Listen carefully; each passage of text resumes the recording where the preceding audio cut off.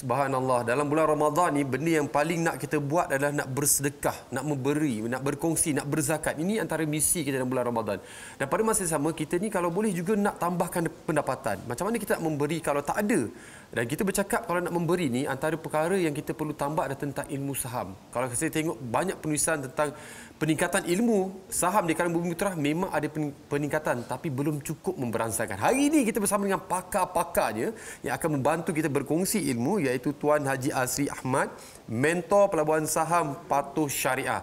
Ini ikon-ikon kalau bercakap tentang saham, inilah orangnya. Dan juga kita bersama dengan Ustaz Ahmad Usni Datuk Abdul Rahman, pengurus unit syariah dan antarabangsa PPZ Mawib. Selamat datang. Assalamualaikum. Saya ingat rambut saya ada jambul tu yang kita jealous tu. Ustaz pakai songkok, alhamdulillah. Jadi hari ini berdasarkan pembacaan saya yang kurang tu, adakah benar apa yang saya katakan?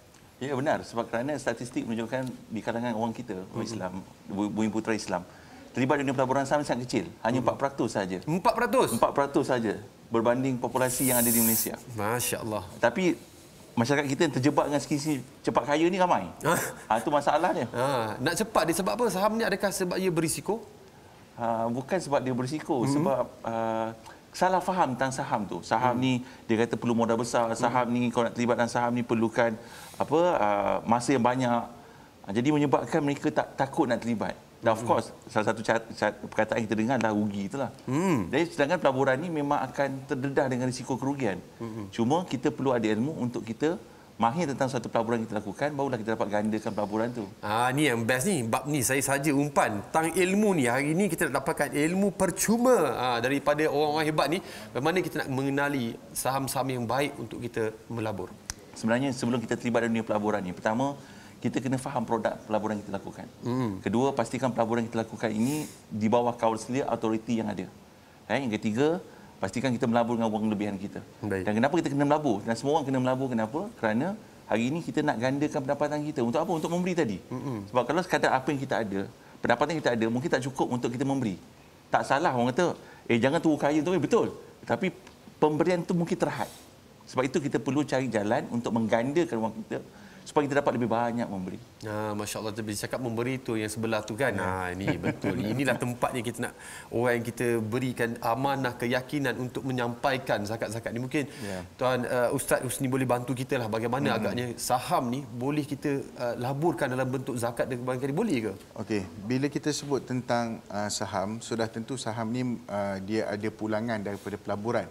Dan bila ada pulangan daripada pelaburan, satu harta, kalau kita tengok kriteria harta kenaan zakat, harta itu sifatnya berkembang. Jadi pelaburan ini mengembangkan maksud harta tersebut. Jadi apabila harta itu berkembang, dia layak untuk dizakatkan.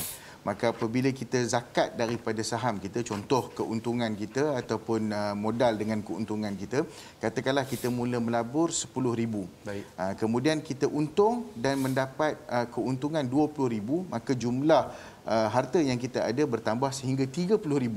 Maka daripada RM30,000 itu ada hak untuk fakir miskin, ada hak untuk asnaf zakat. Kita kalikan dengan 2.5%, maka di situlah sumbernya ataupun zakatnya untuk kita berikan kepada golongan yang memerlukan. Ustaz, mungkin tak boleh bantu kami semua yang sedang menonton ni, tambahkan ilmu kami ni Ustaz. Barangkali ada kekeliruan ataupun rasa kurang selesa bila saham ni mungkin tercampur dengan bahan-bahan atau sumber-sumber yang syubhah, yang tak jelas. Adakah zakat ni boleh membantu untuk membersihkan pendapatan sebegini? Okey, secara relatifnya memang zakat ni bermaksud tazkiyah wa tathhir, iaitu pembersihan dan penyucian. Dia memang konsep ataupun maqasid ataupun objektif asal daripada zakat ni memang kita nak bersihkan harta kita. Jadi kalau ada harta-harta yang syubhah, dia dibersihkan menerusi dipanggil pembersihan ataupun penyucian harta. Tetapi zakat dia mesti sumbernya yang memang betul-betul bersihlah. Cuma apabila kita melabur dengan ilmu, buat kata Haji tadi, kita dapat mengenal pasti mana saham yang patuh syariah, mana saham yang tak patuh syariah, supaya kita dapat refrain ataupun tahan diri kita daripada terjebak kepada perkara-perkara yang bersifat syubhah. Ini dia Jadi bercakap tentang patuh syariah, tak patuh syariah ni, kadang-kadang yang tak berapa patuh ni ataupun tak patuh ni, dia menggiurkan, menggoda. Kan?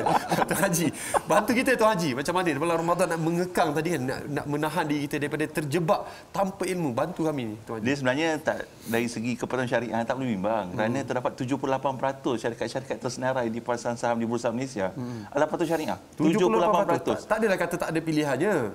Dia lebih banyak daripada yang tak patuh syariah. Kenapa kita nak fokus yang 22% tu? Jangan pula kita salah faham kan. 22% tak syariah tapi kita boleh sucikan zakat. Tak boleh. Tak boleh. Yang haram tak haram, yang halal tak halal. Jadi kita fokus kepada saham-saham yang patuh syariah yang ada 732 syarikat patuh syariah yang boleh kita laburkan di pasaran saham, yang mana kita ada peluang dan ruang untuk kita gandakan wang yang kita ada. Baik Tuan Haji, kita ni kadang dah banyak umur.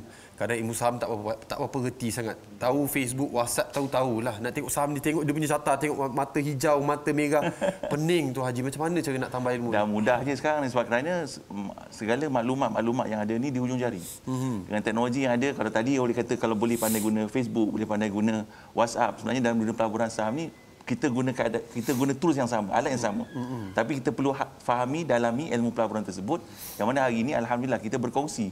Baik. Jadi Ustaz, bagi mereka yang nak berzakat beli saham-saham ni, jadi boleh terus ke pusat zakat dan sebagainya? Boleh terus ke pusat zakat. Kita ada tawaran untuk taksiran zakat saham dan kita telah bekalkan pengetahuan yang cukuplah kepada kita punya amil untuk mereka melihat struktur dan juga melihat keadaan-keadaan dan juga jenis-jenis saham yang boleh dizakatkan. Tak ada masalah, boleh datang ke kaunter kita, boleh online pun boleh, telefon kita datang rumah pun tak apa. Nampak macam tu sekali nak berikan penerangan tentang zakat, sebab bukan main-main ni. Zakat betul. ni kewajipan, benda wajib. Dan sebenarnya kita ingin kongsikan kepada masyarakat, kepada mereka yang berminat untuk mendalami ilmu pelaburan saham ni, insyaAllah boleh hadir secara maya saja. Hanya perlu di rumah, duduk di rumah, dan kita akan berkongsi ilmu pelaburan ni menggunakan secara maya. Yang mana insyaAllah mereka akan teruja untuk melihat peluang dan ruang yang ada dalam dunia pelaburan saham ni, yang pastinya dianya sah, selamat, mudah dan patuh syariah. Okey, untuk sama-sama kita gandakan wang kita. Moga dengan tambahan yang kita lakukan ini, pelaburan yang kita lakukan ini dapat kita memberi manfaat sebanyak-banyak kepada orang lain. Baik, alhamdulillah. Dan saya dapat tahu memang anak-anak murid Tuan Haji ni bukan calang-calang. Dah ada pusat tahfiz daripada ilmu pelaburan saham ni. Mungkin Tuan Haji, Ustaz mungkin boleh juga beri maklumat kepada para penonton hari inilah berkenaan zakat ni. Apabila kita macam tadi kita gandakan wang kita, maka peluang untuk kita melaksanakan ketaatan kepada Allah tu lebih besar.